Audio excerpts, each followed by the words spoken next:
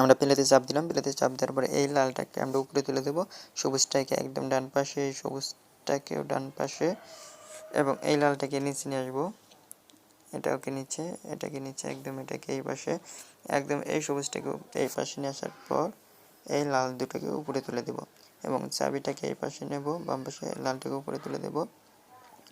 এই লালটাকে উপরে তুলে দিয়ে আমরা এই সবুজ দুটোকে এই পাশে নিয়ে যাব। নিয়ে যাওয়ার পর আমরা লাল